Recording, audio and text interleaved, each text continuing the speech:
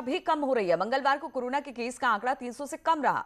कल कोरोना के कुल 274 नए केस आए सामने, जबकि 24 घंटे में कोविड से 18 मरीजों की मौत हो गई। वहीं 515 मरीज रिकवर हो गए और अब राज्य में एक्टिव केस घटकर 3600 से रह गए हैं। राज्य में रिकवरी रेट बढ़कर अब 95% पहुंच गया है।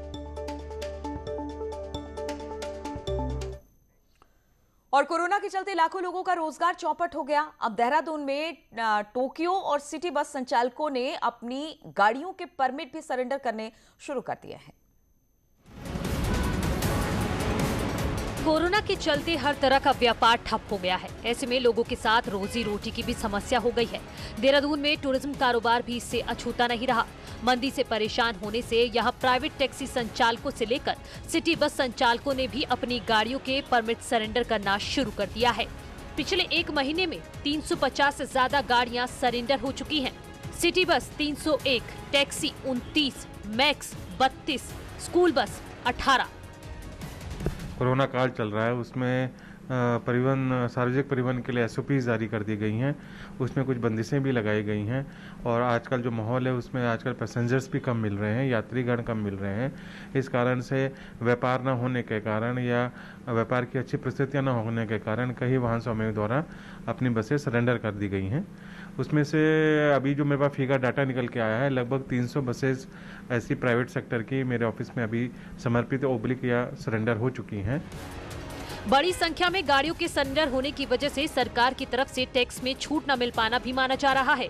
साथ ही पिछले दिनों 50% सवारियों के साथ गाड़ी चलाने से होने वाला घाटा भी इसकी एक बड़ी वजह है। देखो, जिस तरीके से इस समय जो है कोविड काल हो रखा है और सरकार द्वारा तो ना तो टैक्स माफी की कोई घोषणा की गई, ना कोई इंश्योरेंस में कोई राहत दी गई, तो हमारे यहाँ कम से कम 100-125 बसें जो हैं, सिटी बसें जो हैं, हमारे यहाँ सरेंडर हो गई। कोविड के चलते नुकसान तो सभी को हुआ है, लेकिन छोटे काम धंधे वालों पर इसका असर सबसे ज्यादा दिखाई दे रहा है। न्यूज़ 18 के लिए देहरादून से भारती सकलानी की रिपोर्ट।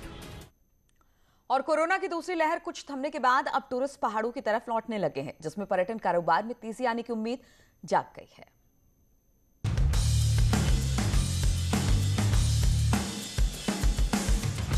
कोरोना का कहर कम होने के बाद धीरे धीरे पर्यटक पहाड़ की तरफ लौटने लगे हैं। नैनीताल में पिछले कुछ दिनों से पर्यटकों का आना शुरू हो गया है, जिससे टूरिस्ट डेस्टिनेशन पर खामोशी के बादल छटने लगे हैं। कोरोना की नेगेटिव रिपोर्ट लेकर आने वाले पर्यटक शांति, सुकून और स्वास्थ्य लाभ के लिए कैंपों और होटल्स में पहुंच रहे हैं। यहाँ हमें नहीं लगता कि कोई कोविड का डर है, क्योंकि इतना रश नहीं है और बहुत ही साफ सफाई और सारी उससे रखते हैं लोग, सैनिटाइज करते रहते हैं सारी चीज़ों को। बिल्कुल पहाड़ पे आके तो बहुत सुकून मिलता है, मन बिल्कुल शांत हो जाता है। यहाँ का वातावरण ही अपने आप में बिल्कुल सुकून देने वाला होता है। तो ये हमारे साथ वाले हैं, ये पहले कई बार आए थे तो हमसे बहुत तारीफ करते थे, तो हमने कहा हम भी जरूर जाएंगे। कोरोना के चलते 2 पर्यटन सीजन पूरी तरीके से ठप हो गए थे, जिससे पर्यटन व्यापार को भी काफी नुकसान उठाना पड़ा है।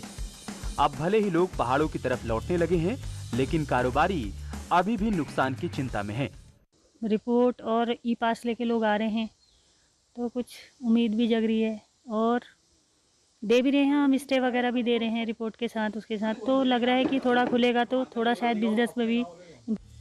पहाड़ों में हजारों लोग पर्यटन कारोबार से जुड़े हैं। कोरोना ने इनकी कमर तोड़ दी है, लेकिन अब पर्यटन के खुलने से इनमें एक नई उम्मीद जगी है। न्यूज़ 18 के लिए नैनीताल से वीरेंद्र बिष्ट की रिपोर्ट।